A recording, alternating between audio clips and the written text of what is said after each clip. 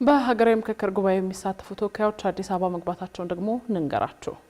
የኢትዮጵያ ሀገራዊ ምክክር ኮሚሽን ሐምሌ 8 ቀን 2018 ዓ.ም በሚያካሄደው ሀገራዊ የምክክር ጉባኤ ላይ ለሚሳተፉ 4000 ተሳታፊዎች በዛሬው ዕለት በአዲስ አበባ አቀባበልና ምዝገባ አካሂዷል። ከወረዳ እስከ ክልል ባሉ መዋቅሮች የተደረጉ ውይይቶች አሳታፊና ለዓመታት የታመቁ የልዩነት ሀሳቦች በነጻነት የተነሱባቸው ናቸው ያሉት ተሳታፊዎቹ ከቀናት በኋላ የሚደረገው ሀገራዊ ጉባኤ የዜጋዎች የረጅም ጊዜ ቅሬታዎችንና ጥያቄዎች ምላሽ የሚያገኙበት ይሆናል ብለው እንደሚያምኑም ተናግረዋል። ሪፖርተራችን አቤል አበበ በዚሁ የአቀባበልና ምዝገባ መሰናዶ ላይ በመገኘት ከተለያዩ ክልሎች ከተውጣጡ ተመካካሪዎች ጋር እንዲሁም ደግሞ ከኮሚሽኑ የስራ ኃላፊዎች ጋር ቆይታ አድርጓል። ባሳለፍነው ሰኔ 5 ቀን 2018 ዓ.ም ሀገራዊ ጉባኤውን ሐምሌ 8 ቀን እንደሚያካሂድ ያሳወቀው የኢትዮጵያ ሀገራዊ ምክክር ኮሚሽን በሀገራዊ ጉባኤ ላይ ለሚሳተፉት 4000 ተመካካሪዎችም ጥሪ ያቀረበው በዚያን ቀን ነበር። ከትላንት ሰኔ 30 አመሻሽ ጀምሮ ደግሞ እነዚሁ ጥሪ የተደረገላቸው ተመካካሪዎች ጉባኤው ወደሚደረግበት አዲስ አበባ መግባት የጀመሩ ሲሆን ዛሬ ማለዳ ሐምሌ 1 ደግሞ በጉባኤው ላይ ስለመገኘታቸው ሪፖርት ማድረግ ጀምረዋል። ሐምሌ 2 እና 3 የሚኖርን ፕሮግራም በተመለከተ ሆስት ያደረገው ከተማ ጋባዥነት ተሳታፊዎች ከተማውን ይጎበኛሉ፣ አንዳንድ ታሪካዊ ቦታዎችን ይጎበኛሉ። አጠቃላይ የጉብኝት ሂደት ይከናወናል ነው በሁለት ቀናቶች። በሐምሌ 4፣ 5፣ 6 አጠቃላይ የኦሪንቴሽን ፕሮግራም ይሆናል። ይሄ የሚከናወነው በአድዋና በአራዳ ፓርክ ይሆናል። ያ ለ3 ቀን ይቆያል።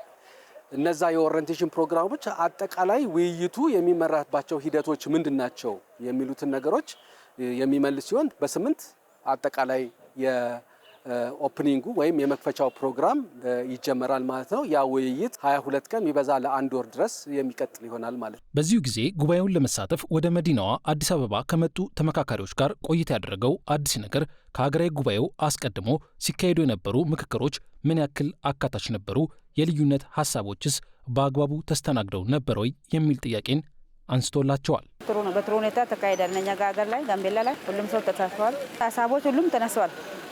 ያለ ነገሮች ሁሉም ወዳችን ውስጥ ያለን ተነስተዋል፣ ተወጥቷል። ከዛ በጥሩ ሁኔታ ሄደን ተናግረናል።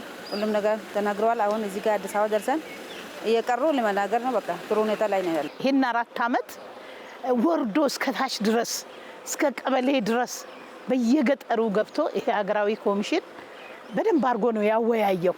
ቁጭ ብለን ደግሞ አሁንም ተወያይተን የሚያግባባን ቦታ ተግባብተን የማያግባባን ቦታ ደግሞ እንድንግባባ ወር ሙሉ ቁጭ ብለን እንድንወያይ ነው ዛሬ እዚህ የመጣ ነው ማለት ነው። እንደምታየው እያንዳንዱ ኃይል ተሰባስቦ እንደ አጀንዳ የድሬዳዋን አጀንዳ ይዘን አቅርበናል ማለት ነው። ያው እንግዲህ ከ8ቱ ትላልቅ አጀንዳዎች ከቀረቡት ውስጥ የድሬዳዋ ጉዳይም አለበት።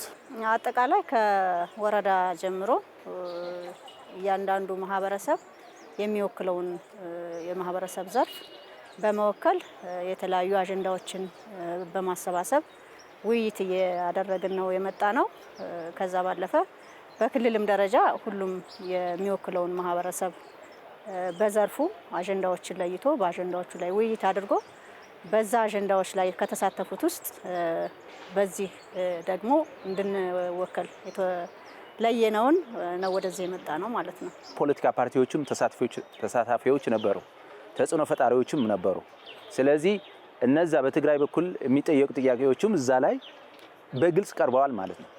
እዛ ወደ ግጭት ወይም ደግሞ ልዩነት የሚፈጥሩ ጥያቄዎችም እዛ ቀርበዋል ማለት ነው። ስለዚህ መጨረሻ ላይም እንደ አጀንዳ ሆነው ምክክር ኮሚሽኑ ወደ መንግስትም መፍትሄ እንዲያመጣ ዓለም አቀፍ ማህበረሰቡ መፍትሄ እንዲያመጣ እንዳለ ዶክመንት አድርጎ ወደ ሌሎች ያቀረበበት ሁኔታ ነው ያየነውና በጣም ደስ የሚል እና በጣም ነው የረካሁበት ውይይት ነበረ ለማለት እችላለሁ።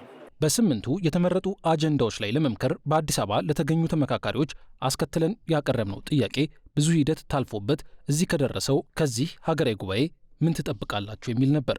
ምላሻቸውም ለመግባባት እንቅፋት የሆኑ አልፎም ኢትዮጵያን ለግጭትና ሀገራዊ ጉዳት የዳረጉ ችግሮችን ለመፍታት በር ይከፍታል የሚል ተስፋን ያዘለ ነው። የኢትዮጵያ ልጆች ሲኖሩ ያለማሉ፣ ሲኖሩ ተምረው ሀገር ያስተዳድራሉ። ከውጊያ የሚገኘው መጥፋት ነው። ምክንያቱም ፈተን አስታርቀን ልጆቻችን ጫካ ውስጥ ያሉት መጥተው ተወያይተው የአማራ ልጅ የኔ ልጅ የኦሮሚያ ልጅ መሆን አለበት፣ በሰላም አገሬ ነው ብሎ እናቴ ነው አባቴ ነው ብሎ በሰላም ወጥቶ እንዲገባ በዚህ ምክክር ላይ ትልቁ አንደኛው የሰላም ጉዳይ ነው። አውዳሚ የሆነ ጠመንጃ ይዞ ከመፋጀት በቃ በውይይት በሰላማዊ መንገድ ተነጋግሮ መፍትሄ ማስቀመጥ ለኢትዮጵያም ለራሳችን ለሁላችን ማለት ነው ለትግራይ ህዝብ የሚበጅ ነገር ነውና አሁንም ከዛ የቀጠለው ዛሬም ከሐምሌ 8 ቀጥሎ የሚደረገውን የሀገራዊ ምክክር ኮሚሽን መጥተው እንዲሳተፉ በዚህ አጋጣሚ ጥሪ ያቀርባለሁ ማለት ነው። በህገ መንግስት ደረጃ ሊመለሱ የሚገባቸው ጥያቄዎች አሉን።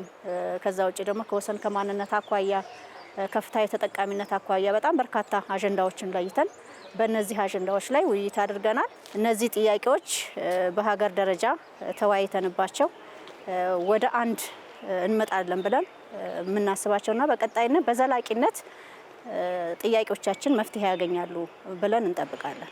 የመለያየቱ አልጠቀመንም፣ የዘረኝነቱ አልጠቀመንም፣ የአንድነቱ ነው የሚጠቅመን። ተወያይተን እቺን ሀገር ለትውልዱ ለማስተላለፍ እኛ አሁን እዚህ ላይ የተገኘን ሰዎች በደንብ አድርገን ራሳችን አይተን ወደ ራሳችን ተመልሰን ሀገራችን ምንድናት ብለን ራሳችንን መርምረን አጠቃላይ ሀገሪቷን የምንገነባበትን መስመር ተወያይተን ተመካክረን ሀገሪቷን የምንገነባ መሆን አለበት።